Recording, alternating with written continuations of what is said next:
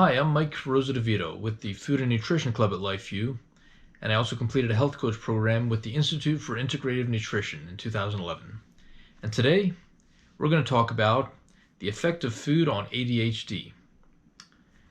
The American Psychological Association defines ADHD, or Attention Deficit Hyperactivity Disorder, as a behavioral condition that makes focusing on everyday requests and routines challenging. And for children with ADHD, they may seem to be more defiant or socially aggressive. So what can parents do who have children who have been diagnosed with this? And what can we do as wellness professionals to educate and produce better results for people who have ADHD? Well, sugar is actually replaced in our current food with a lot of high fructose corn syrup. There are synthetic dyes, flavoring, and preservatives added to foods. Food dyes are synthesized from petroleum with other toxic contaminants, and the artificial flavorings are made with natural and synthetic chemicals. So in other words, if we see a label that says natural and artificial flavoring, it's probably more the artificial flavoring that's in there. And what is the synergistic effect of all of these chemicals? It might not just be the red 40 that we eat or too much sugar that causes hyperactivity, but it might be a combination of a lot of things in our environment or what we're consuming.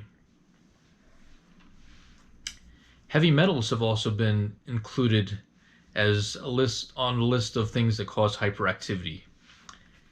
And I mentioned about petroleum.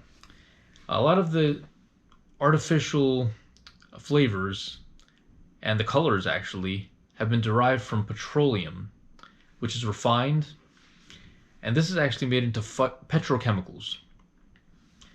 And these petrochemicals are synthetic food dyes and certain preservatives that we eat. There's an association called the Feingold Association, and they study the effects of food additives on behavior and learning. And the Feingold diet, it rids the dyes, artificial flavoring, aspartame, and specific preservatives. And what they do is they support parents by giving an approved food list. And they believe that with better food, this is related with better health and better behavior, or more desirable behavioral outcomes. Some of the suggestions are more whole wheat bread, brown rice, and fresh vegetables. Now, in a research study by the Harvard Medical School, the Harvard Mental Health Letter, Diet and Attention Deficit Hyperactivity Disorder, published in 2009, it stated that traditional research finds no support for radical diets like the Feingold diet, which eliminates nearly all processed foods as well as many fruits and vegetables for children with ADHD. And they've conducted a research study that was a randomized, double-blind, placebo-controlled with about 300 participants from preschool age to elementary school age.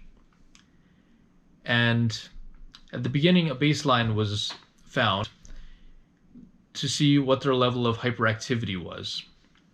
And for 6 weeks, the children consumed foods and drinks free of sodium benzoate and the 6 coloring agents. Then after this, the two groups of children, the younger preschoolers and the older elementary school students, were given the equivalent of artificial sweeteners of 2 bags of candy in their drinks or 4 bags of candy. And what they found was that after assessing the older children with the Conners Continuous Performance Test 2, there was a mild but significant increase in hyperactivity in both age groups of children across the board, regardless of the baseline hyperactivity levels that they've found in the beginning. So this might suggest that the artificial sweeteners and the food colorings, that they might have led to an increase in hyperactivity.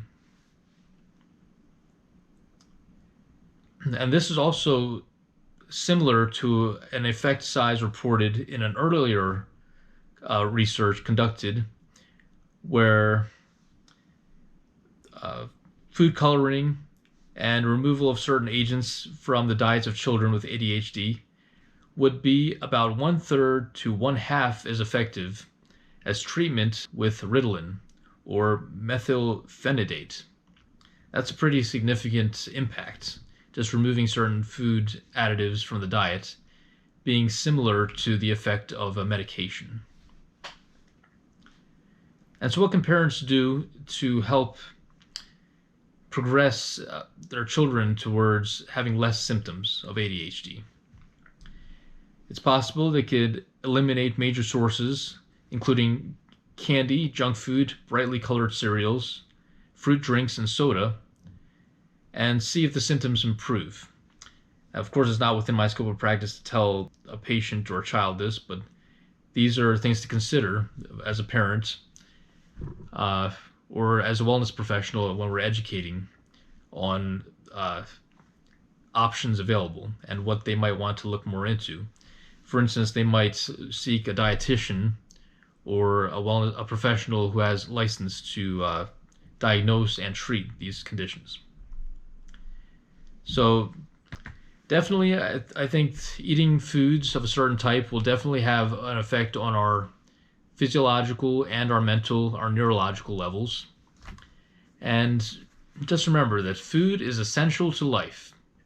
Therefore, make it good.